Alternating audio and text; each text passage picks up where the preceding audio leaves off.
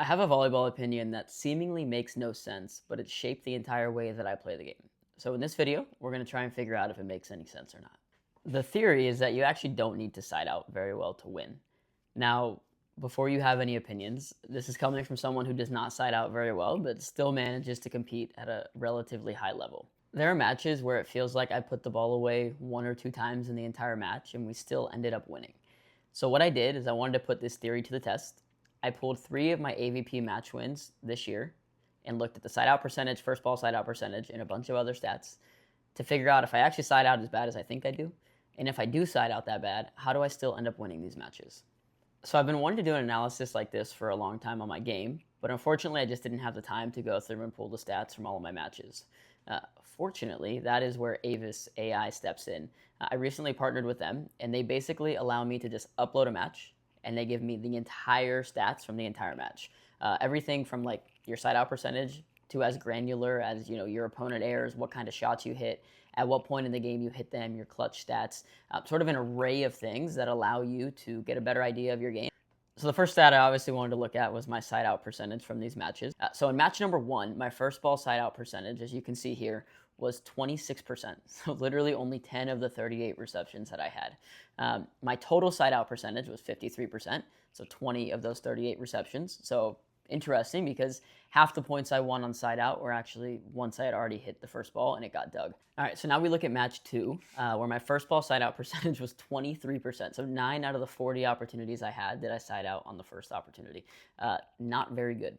My side out percentage was 53%. So again, I actually ended up winning more points after that first ball was dig than on the first service reception.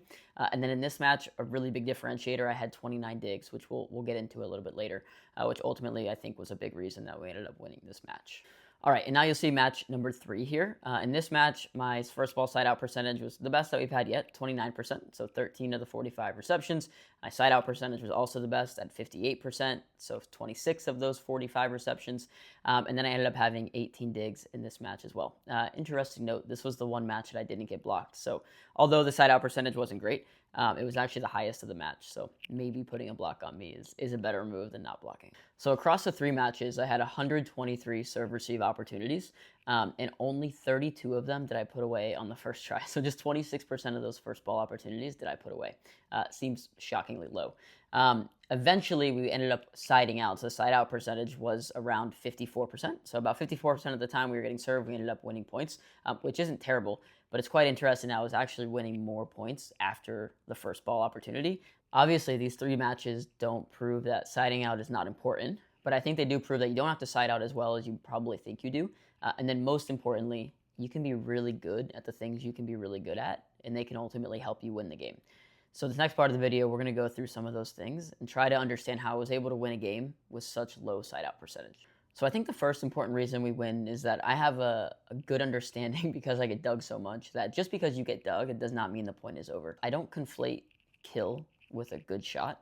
For me, many of my good shots are not statistically kills, but they're able to get the defense out of position. You end up getting a free ball over, you're in a good position to make a dig, and then ultimately you're able to win those points. And I think the stats really bear that out. I think the second reason I'm still able to win these matches without siding out well is my defense. So you'll see in the stats here, across 3 matches, I had 60 digs, which is a lot. So every time you get a dig, you're basically forcing your opponent to have to do it again, right? And you're giving yourself an opportunity to end the point. And the more that you can extend rallies, the more that you end up putting pressure on the defense. And that pressure sort of mounts over and over and over. So I think the other important part of the story here is less about what we do and more about what we don't do. So I wanted to look at how many errors that I had in a match. So attacking wise, it's not that I don't make any errors. I actually made 11 total errors across around 130 attempts, so something around 8%. I don't think that's like extremely low or extremely high, but I think it represents, the important decisions that you have to make around sort of risk and reward. Now, where the errors I think is even more important is on my passing. So you'll see here in these passing stats, I only made 3 passing errors in 131 passing attempts. That's really good, and ultimately it's the reason I think I'm able to win games. And this kind of goes back to what we talked to before, and I feel like we have to learn how to be really good at the things we can be really good at. So as someone who's pretty short, what I can be really good at is passing and setting. And I made no setting errors, and I ended up only making 3 passing errors. So that's a big reason and a big way that you can continue to win games, even when your side out maybe isn't the best.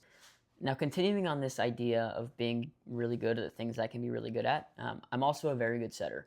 So, as a good setter, it makes it easier for teams to just want to serve me every single ball. If they serve my partner, generally I'm able to put them in a good position to side out. It also helps that I play with really good partners.